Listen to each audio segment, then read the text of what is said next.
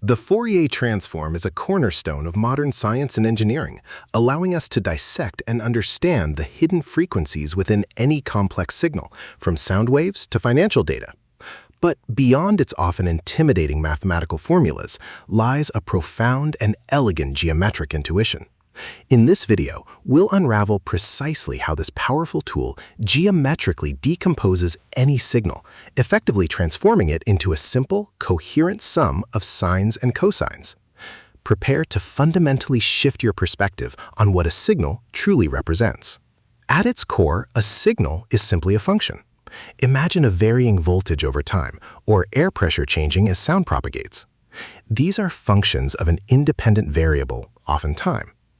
Many signals we encounter are periodic, meaning they repeat over a fixed interval.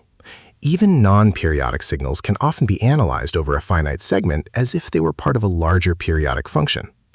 This understanding sets the stage for our decomposition.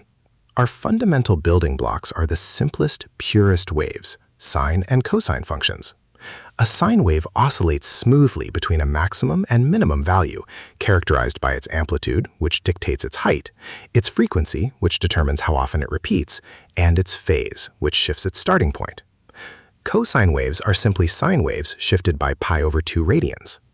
These elementary oscillations, with their varying frequencies, will be the colors on our signal painting palette. A critical concept is orthogonality.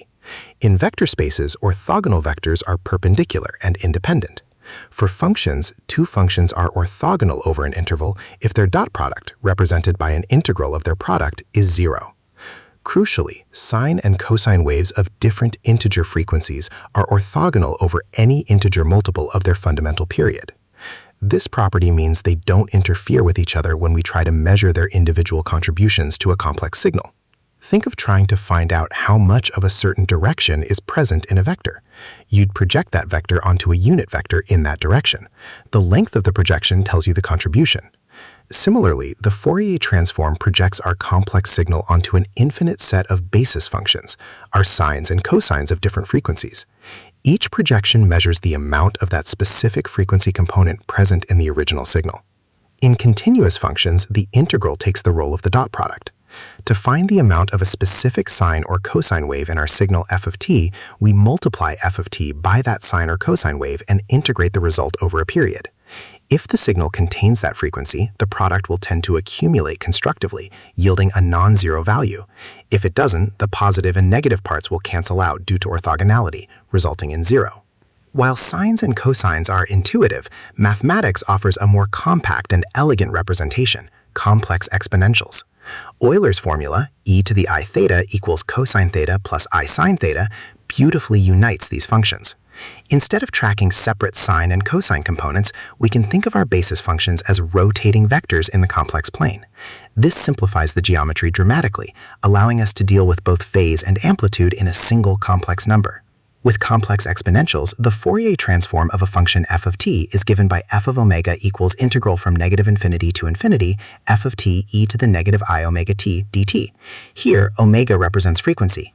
The e to the negative I omega t term acts as our frequency detector. We multiply our signal by a complex exponential rotating at a specific negative frequency, then sum up the results through integration. The output f of omega is a complex number whose magnitude tells us the amplitude of that frequency and whose argument gives its phase.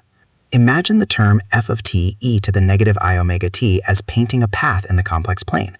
As t progresses, if f of t contains the frequency omega, the product will largely trace a path winding consistently around a point, forming a dense spiral. If f of t does not contain omega, the product will just wander around the origin erratically. The integral then finds the center of mass of this path. A consistent winding around a point far from the origin signifies a strong presence of that frequency. In essence, the Fourier transform is a sophisticated method of unrolling a signal onto an infinite number of complex circles, each representing a specific frequency. By finding the center of mass of the resulting winding path on each circle, we precisely determine the amplitude and phase of every single frequency component present. This geometric perspective beautifully reveals how any signal, no matter how complex, is nothing more than a rich tapestry woven from an infinite sum of simple sine waves. It's a profound transformation from the time domain to the frequency domain.